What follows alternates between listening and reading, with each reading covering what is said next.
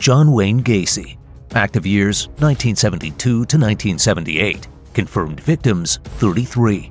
Alleged victims 33 to 35. John Wayne Gacy was an American serial killer and harasser who lived in Norwood Park Township, close to Chicago, Illinois, during the 1970s.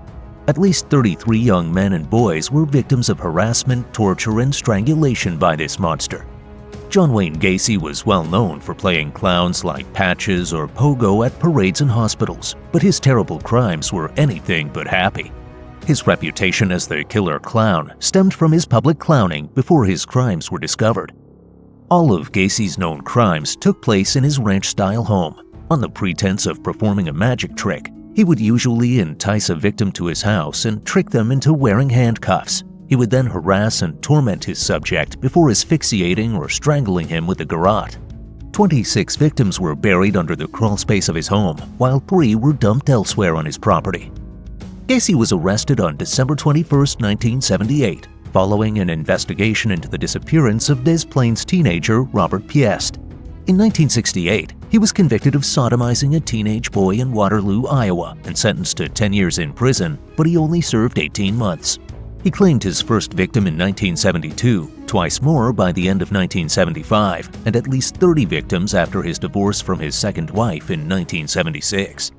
Due to his conviction for 33 homicides, Gacy was sentenced to death on March 13, 1980.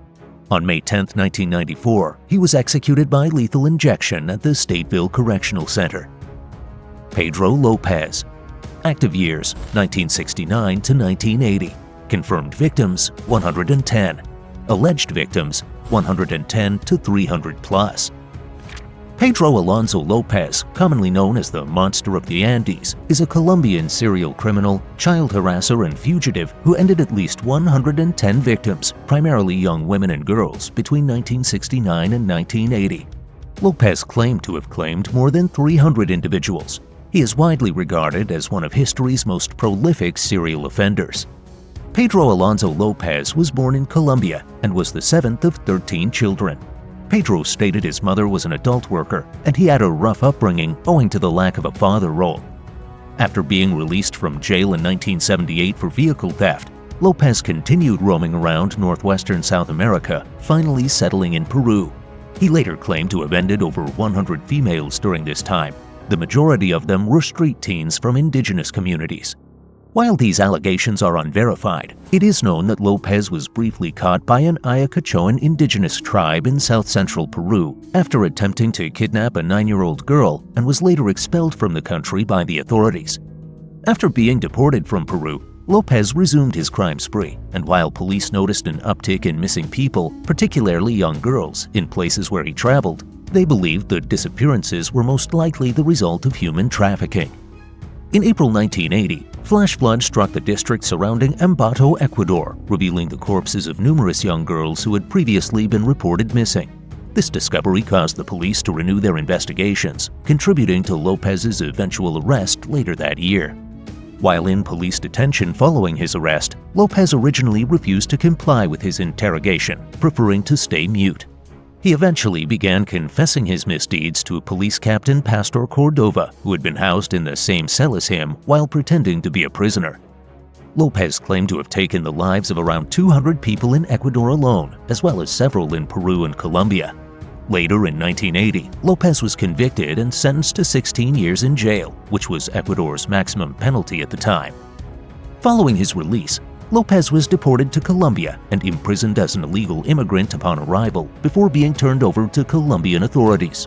Prosecutors were unable to present a case against him, so he was declared crazy and sent to a mental hospital. Lopez was last seen in September 1999 when he attended the National Civil Registry to renew his citizenship card.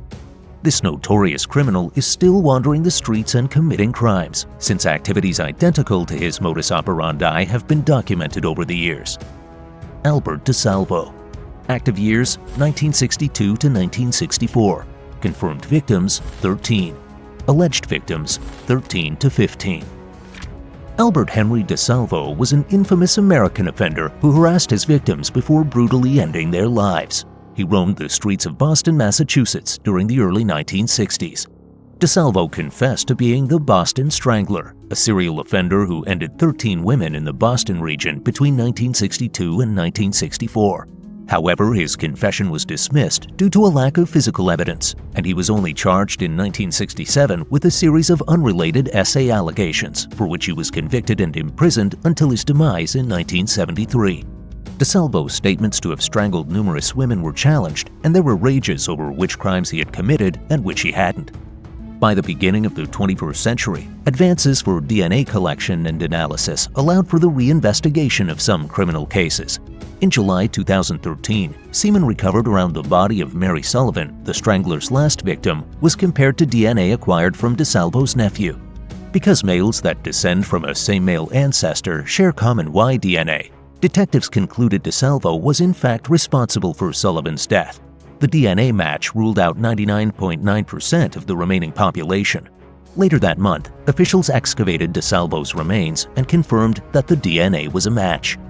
DeSalvo was fatally stabbed in prison in 1973. Therefore, the whole reality of his conduct will never be known.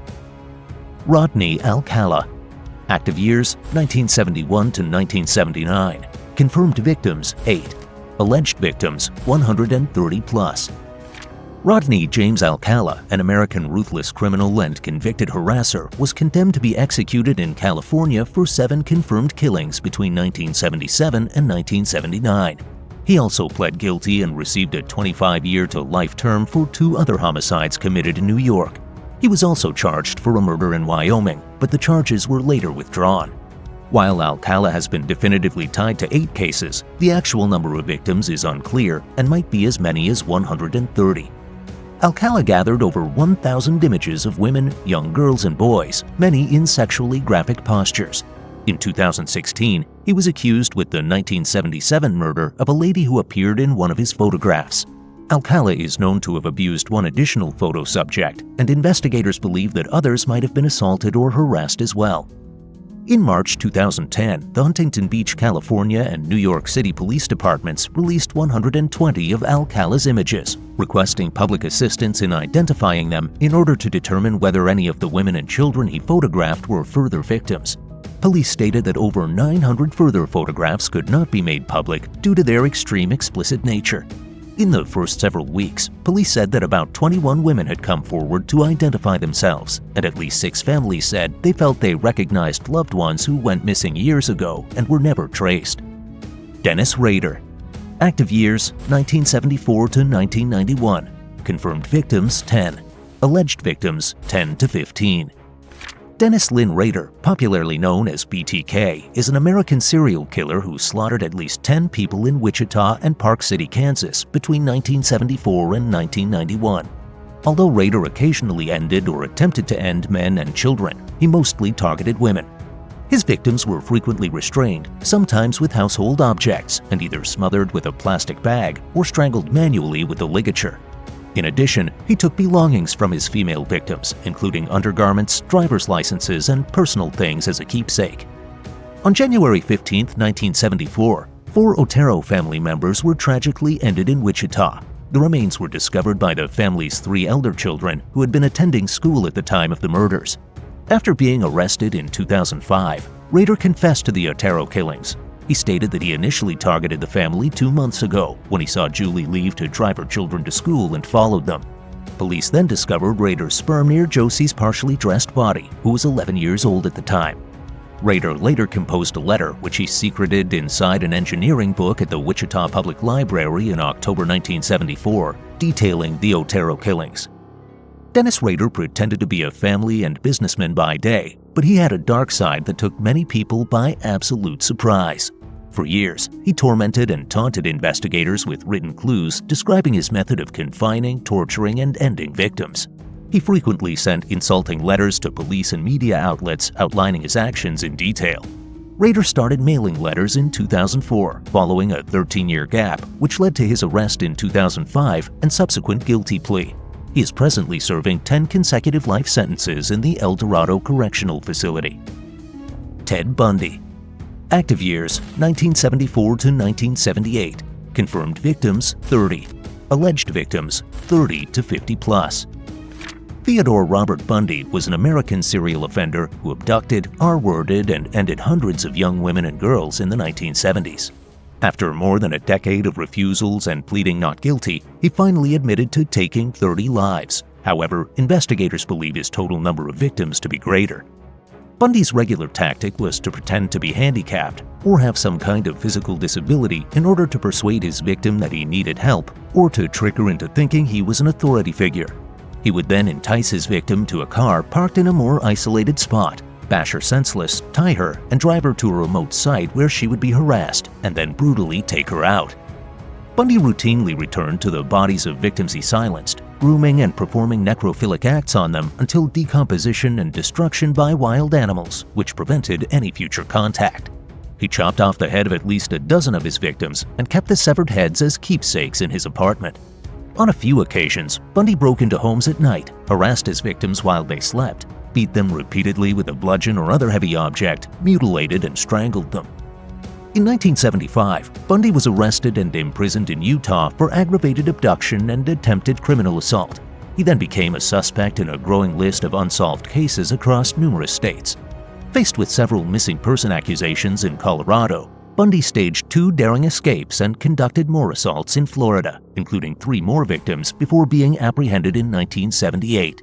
For the Florida casualties, he got 3 death sentences in 2 trials and was executed in the electric chair at Florida State Prison on January 24, 1989. Biographer Ann Rule described Bundy as a vicious sadist, narcissistic sociopath who took pleasure in another person's pain and the control he had over his victims, to the point of death and even after. He had previously described himself as the most cold-hearted person you'll ever meet, a comment with which attorney Polly Nelson, a member of his previous defense team, confirmed without wasting a breath. She said that Ted was the very definition of heartless evil. Peter Sutcliffe. Active years 1975 to 1980. Confirmed victims 13. Alleged victims 13 to 30. Peter William Sutcliffe, also referred to as Peter Coonan, was an English serial offender who was found guilty of claiming the lives of 13 people and attempted to take 7 more between 1975 and 1980. In the headlines, he was called the Yorkshire Ripper, referring to the Victorian serial criminal Jack the Ripper. Sutcliffe received 20 consecutive life sentences, which were changed to a whole life order in 2010. 2 of his attacks occurred in Manchester, while the rest took place in West Yorkshire. Criminal psychologist David Holmes described Sutcliffe as an extremely callous, sexually sadistic serial killer. Sutcliffe first targeted women and girls in residential areas, but then may have moved his attention to red light districts, drawn by prostitutes' vulnerability and the police's apparent indifference towards prostitute protection. After being arrested in Sheffield by South Yorkshire Police for driving with fraudulent number plates in January 1981, he was transported to West Yorkshire Police custody, where he was questioned about the grisly events. Sutcliffe admitted to being the perpetrator, claiming that God's voice had put him on a mission to dispose of all prostitutes. At his trial, he pled not guilty of the crime on the basis of diminished accountability, but was found guilty by a majority judgment. Following his conviction, Sutcliffe started using his mother's maiden name, Coonan. The manhunt for Sutcliffe was one of the biggest and costliest in British history. West Yorkshire Police drew harsh and repeated criticism for failing to capture Sutcliffe after interviewing him 9 times throughout the course of their 5-year questioning. Because of the case's dramatic character, investigators had to deal with a large volume of material, some of which was false, such as hoax mail appearing to be from the Ripper. Following Sutcliffe's conviction, the government commissioned a review of the Ripper investigation, which was carried out by Inspector of Constabulary Lawrence Byford and known as the Byford Report. The findings were made completely public in 2006, confirming the legitimacy of the force's critique. The study prompted modifications to investigation processes that were implemented across British police organizations. Since his arrest, Sutcliffe has been linked to a number of unsolved cases. Sutcliffe was sent from jail to Broadmoor Hospital in March 1984 after getting a diagnosis of paranoid schizophrenia. In 2010, the High Court denied Sutcliffe's appeal, affirming that he would serve a life sentence and would never be freed from jail. Sutcliffe was found to be mentally fit to return to jail in August 2016, and he was moved to HM Jail Franklin the same month.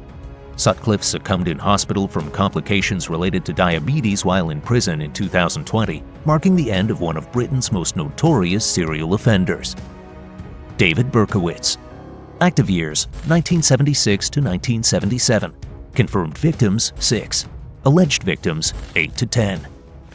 David Richard Berkowitz, also famously known as the Son of Sam and the .44 caliber killer, is an American serial offender who pleaded guilty to 8 shootings in New York City between July 1976 and July 1977, resulting in 6 deaths.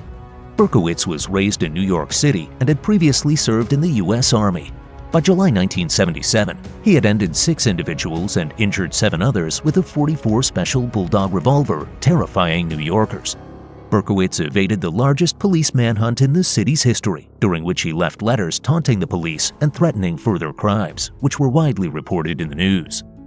Berkowitz was arrested on August 10, 1977, and later indicted for 8 shootings. He eventually confessed to all of them, but at first claimed to be following the directions of a demon manifesting as a black dog belonging to his neighbor, Sam. After being deemed to be mentally fit to stand trial, he pleaded guilty to the second-degree crime and received 6 consecutive life terms in state prison, with the prospect of release after 25 years. He then revealed that the dog and devil narrative was a fake. In police investigations, Berkowitz was also linked to a number of unsolved arsons in the city. Berkowitz gained celebrity status as a result of the case's intense media coverage, which many onlookers noticed he seemed to have enjoyed. The New York State Legislature established new law known as Son of Sam laws to prevent criminals from gaining financially from the notoriety generated by their actions. Despite several judicial challenges, the legislation have stayed in effect in New York, and similar laws have been implemented in several other states. Berkowitz, who claimed to be a converted evangelical Christian by the mid-1990s, then changed his confession to say he was a member of a violent satanic cult that staged the episodes as ritual murder. A new inquiry into the crimes began in 1996, but was halted indefinitely following unsatisfactory results. Joel Rifkin. Active years 1989 to 1993. Confirmed victims 9. Alleged victims 9 to 17. Joel David Rifkin is an American serial offender who was sentenced to 203 years in prison for the untimely demise of 9 bright women between 1989 and 1993. However, he is thought to have killed up to 17 others. Although his biological father was an Army veteran, Rifkin was 3 weeks old when he was adopted by an upper-middle-class couple from Long Island on February 14, 1959.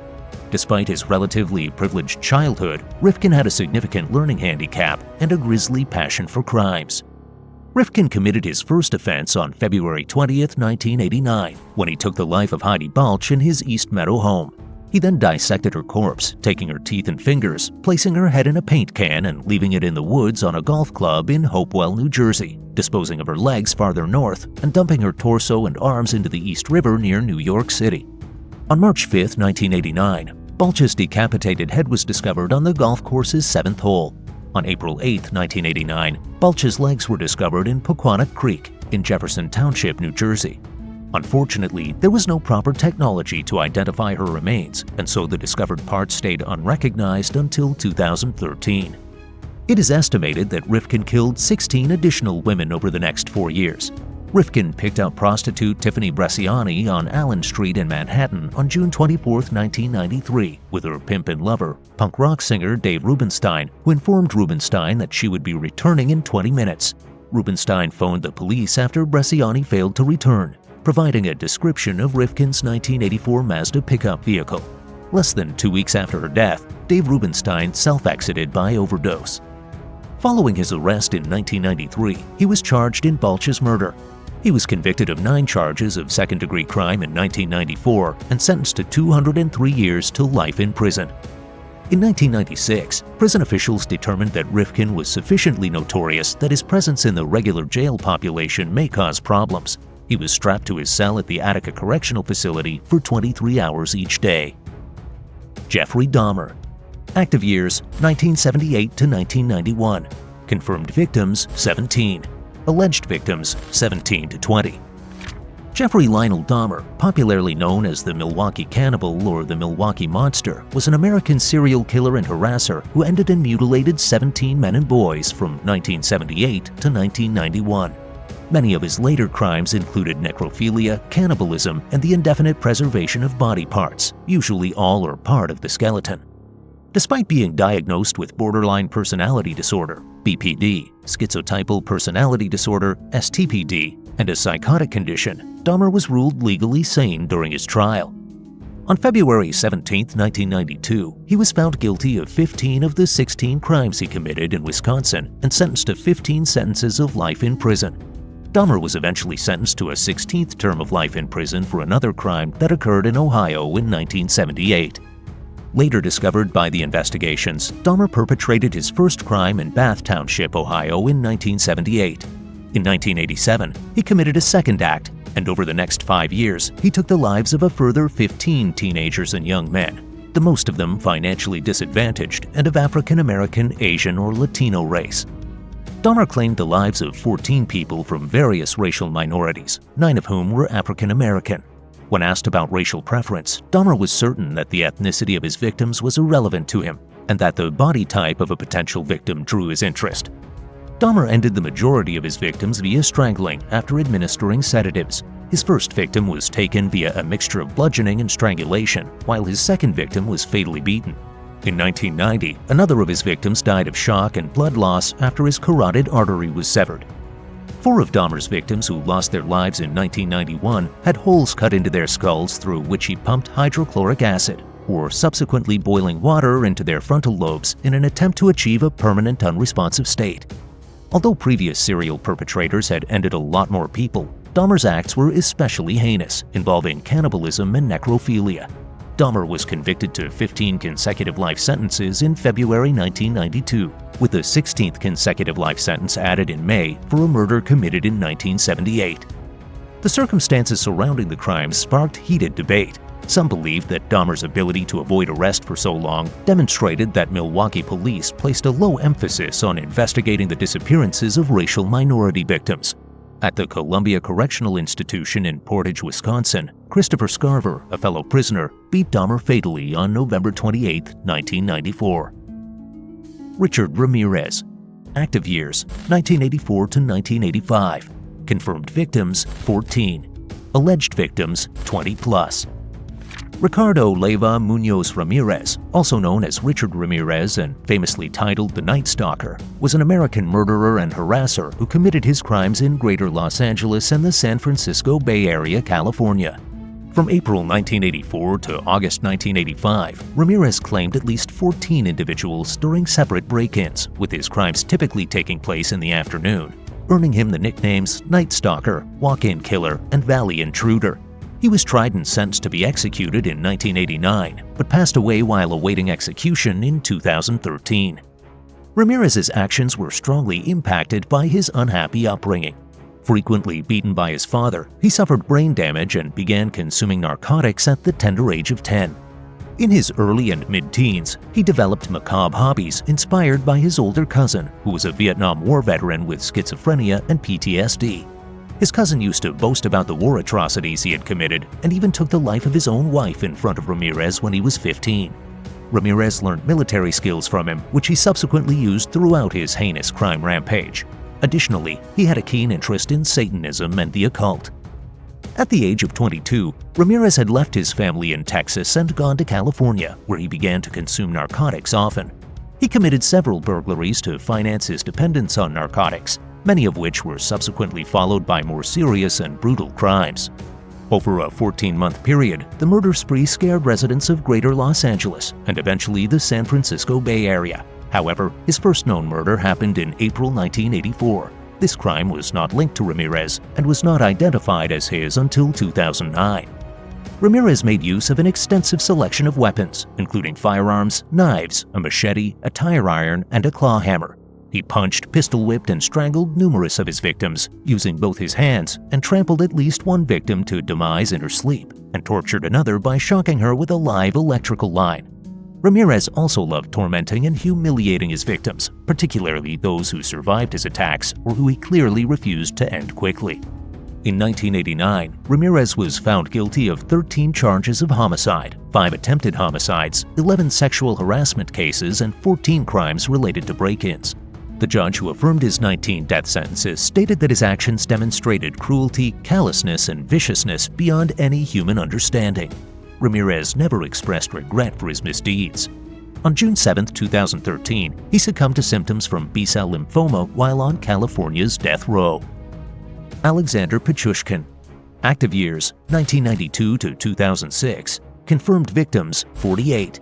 Alleged victims 60+. Alexander Yuryevich Pichushkin, also famously known as the chessboard killer and the Bitsa Park maniac, is a Russian serial offender who is thought to have claimed lives of at least 49 people and maybe as many as 60 between 1992 and 2006. Pichushkin was active in Moscow's Bitsa Park, where some of the victims' remains were discovered. In 2007, he was sentenced to life imprisonment. Pichushkin is known as an initially friendly, outgoing kid. However, this changed after Pichushkin slid backwards from a swing and was hit in the forehead as it swung back. Experts hypothesized that this occurrence harmed Pichushkin's frontal cortex, which is known to cause poor impulse control and strong inclination towards aggression. Because Pichushkin was still a child, the harm would have been more severe, as a child's forehead offers just 1% of the brain protection that an adult does. Following the catastrophe, Pichushkin became increasingly aggressive and impulsive. Russian media suggested that Pichushkin was driven in part by a macabre rivalry with another legendary Russian serial offender, Andrei Chikatilo, who was found guilty of ending 52 children and young women over a 12-year period.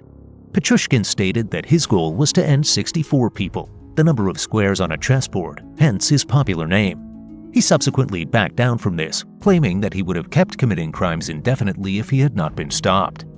Pichushkin's first act was on July 27, 1992, when he was 18. Pichushkin met his classmate Odichuk at Bitsa Park to devise a plan to mass end 64 people. Pichushkin strangled his buddy and placed his body into a sewer opening at Bitsa Park when he was mocked for the seriousness of the plan. The corpse was never discovered, and without solid proof, Pichushkin was freed after a brief arrest. On May 17, 2001, Pichushkin was at Bitsa Park playing chess with a 52-year-old guy. Pichushkin took out a bottle of vodka and gave him a sip before fatally striking him in the head. Between May 2001 and September 2005, Pichushkin assaulted 36 persons. The majority of them were elderly. 3 of his victims recovered from their injuries. Then, sometimes he would impale the victim's head with sticks or an empty vodka bottle to sign the body as his work. Pichushkin's methods evolved between October 2005 and his final murder in 2006. He would end his victims with repeated hammer strikes to the head before pushing a vodka bottle into the gaping gash in their skulls. He would always strike from behind, taking the victim by surprise and avoiding getting blood on his clothes. Pichushkin was found guilty on October 24, 2007 of 49 homicides and 3 attempted homicides. He petitioned a Russian court to add 11 more victims to his corpse count, bringing his alleged death toll to 60, with 3 survivors. For his own safety, Pichushkin was placed in a glass cage throughout his trial. The atrocities committed by these criminals are a terrifying reminder of the most heinous sides of human nature. Their acts not only destroyed lives, but also stimulated others to continue their destructive legacy, continuing cycles of grief and evil. If you're curious to uncover more infamous figures, make sure to watch 9 Most Notorious Criminals of All Time, and we will see you in the next video.